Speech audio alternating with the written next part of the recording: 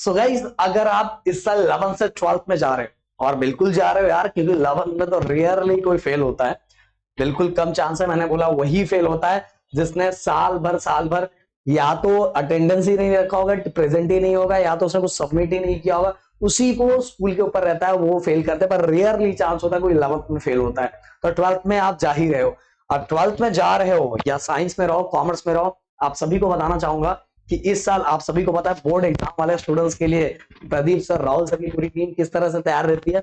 और मुझे पता है कि आप में से बहुत सारे बच्चे होंगे जिन्होंने हमसे 10th स्टैंडर्ड में पढ़ा हो, तो प्लीज एक बार कमेंट करके बताओ कि इतने बच्चे थे जो उस साल हमसे 10th स्टैंडर्ड में पढ़े थे और उनको पता होगा कि क्या क्या चीजें हमने कैसे करवा दी थी। अब तो भाई इतना दिन हो गया, आप सभी जानते ही हो। अगर नहीं भी जानते तो मैं बताना चाहूंगा, मैं हूं आपका दोस्त प्रदीप एंड स्वागत करता हूं गिरी ट्यूटोरियल के इस प्लेटफॉर्म पे। सो भाई देखो, सबसे पहले अगर आप इस साल 12th में जा रहे हो तो आप पूरी तरह से प्लानिंग कर लो। और भाई 12th का रिजल्ट बहुत इंपॉर्टेंट है, बहुत ज्यादा इंपॉर्टेंट है। सर क्यों इंपॉर्टेंट है आपको बताना चाहूंगा। क्यों इंपॉर्टेंट है इसका आंसर देने से पहले आप सभी को पता है कि आगे आगे ये परसेंटेज आपको बहुत सारे फील्ड देने वाला है, बहुत सारी चीजें करवाने वाला है। इवन इसी साल आप सभी को एमएससीसीटी एग्जाम, जेई नीट, ये सभी भी इसके बेस पे ही क्रैक करना है। और 12th में उसका कंटेंट बहुत ज्यादा होता है, इसलिए भाई फोकस करना ही पड़ेगा। अब बोलोगे सर मेरा 11th बर्बाद हो गया, 11th में कुछ नहीं यार, भाई सबका होता है, ऐसा किसी का भी नहीं। आप में से इवन 95% वाले बच्चों का भी ना, जिनका 10th में है, उनका भी 11th ऐसे ही गया होगा। तो टेंशन नहीं लेना, 12th की शुरुआत पूरी प्लानिंग से करो, जैसा मैं बता रहा हूं उस तरह से करो, देखो आतंक मचा के आओगे। सो भाई सबसे पहले आप सभी को बताइए, हो सकता है आप में से बहुत सारे बच्चों का अभी वेकेशन, जब जैसे ही 11th खत्म हुआ हुआ उसके बाद ही टीचर ने अप्रैल के एंड तक कॉलेज खोल के रख दिया है। तो प्लीज कमेंट करना कितने बच्चों का कॉलेज अभी 30 मतलब कि अप्रैल के एंड तक खुला हुआ है, प्लीज कमेंट करके मुझे बताना। क्योंकि देखो हमारे टाइम कैसा था कि जब वेकेशन हो जाता था ना, उसके बाद पूरा 2 महीना हमारे हाथ में रहता था और 2 महीनों को हम बहुत यूटिलाइज करते थे बहुत अच्छी तरीके से। बट अब पिछले 2-3 सालों से वेकेशन में भी कॉलेजेस को खोल दिया जाता है और मैं मतलब छुट्टी मिलती है, हॉलीडे मिलता है। तो आपके यहाँ स्टार्ट है कि नहीं, प्लीज कमेंट करके बताना मुझे। सबसे पहले अगर आपको स्कोर करना है, सबसे पहले आप सभी को ये 2 महीना जो है प्रॉपर तरीके से यूटिलाइज करना है, प्रॉपर तरीके से। ये 2 महीना समझ लो जो आने वाले आपका 8 महीना ना उसके बराबर है।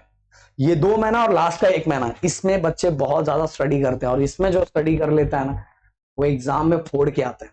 भले उसका 11th में कितना भी परसेंट और 10th में कितना भी परसेंट हो, पर वो फोड़ के आता है। आप सभी को बताना चाहूंगा ये भी कि अगर आप साइंस में हो तो 20 से आपका स्टार्ट हो रहा है, कॉमर्स में तो प्रदीप गिरी कॉमर्स एकेडमी पे भी 20 से स्टार्ट हो रहा है।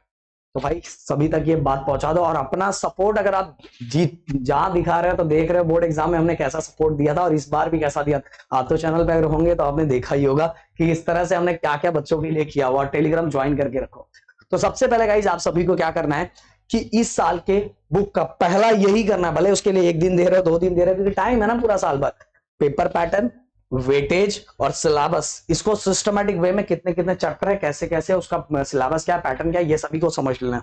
अगर आप बोलोगे कि सर आप समझा दो, अगर कमेंट ज्यादा लोगों का रहा कि हाँ सर आप समझा दो, आप कर दो, हमें ज्यादा अच्छे समझ में आए, तो स्पेशली जब लेक्चर स्टार्ट होने वाला है उसके पहले मैं यही सब चीजें, यही कंटेंट आपको दे दूंगा। बट इसके लिए ज्यादा बच्चे अगर कमेंट करेंगे तो ये चीजें मैं बना के दे दूंगा। और प्लीज इस वीडियो को शेयर कर दो, क्योंकि अब आपका जोर है कि आप 23-24 के बच्चे कितना सपोर्ट दिखाते हैं। अब इसके बाद हम बात करते हैं कि प्रॉपर प्लानिंग। देखो कोई भी चीज अगर आप स्टार्ट कर रहे हो प्रॉपर प्लानिंग से नहीं कर रहे हो, कैसे भी और जब मर्जी किया फिजिक्स उठा लिया, जब मर्जी किया बीके उठा लिया, जब मर्जी किया इको उठा लिया, जब मर्जी किया केमिस्ट्री उठा लिया, जो मर्जी किया आर्ट्स के सब्जेक्ट उठा, ऐसा नहीं करना है भाई।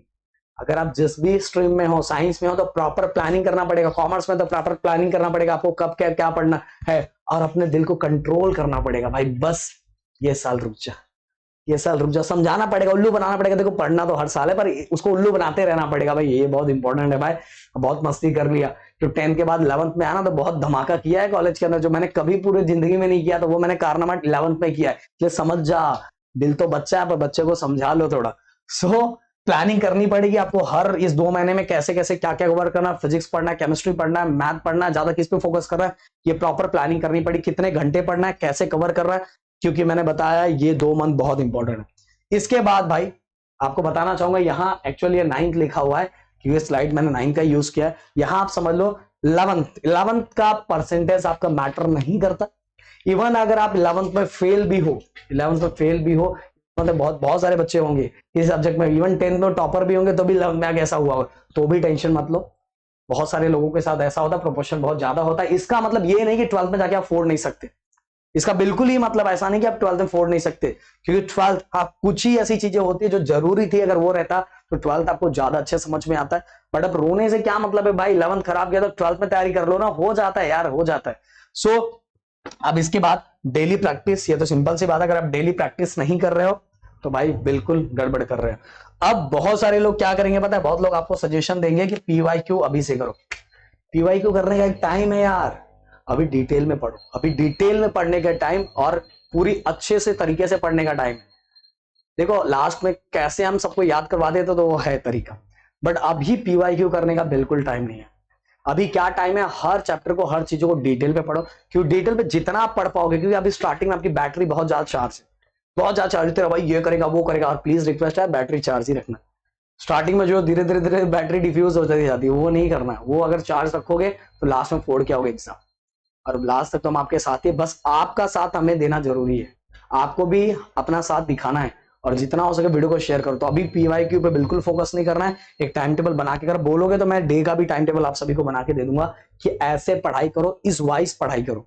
बट इसके लिए भी आपका सपोर्ट जरूरी है भाई, कि क्या चाहते हो सर, प्लीज प्लीज प्लीज, कैसे कैसे, मतलब क्या आप चाहते हो, प्लीज कमेंट करके मुझे बताओ, और पूरे मेहनत और एक साथ तरीके से जुड़ जाओ, और सिलेबस में टाइम टेबल बना लो कि मुझे फिजिक्स केमिस्ट्री ऐसे से करना है और वेकेशन में इतना कंप्लीट करना है।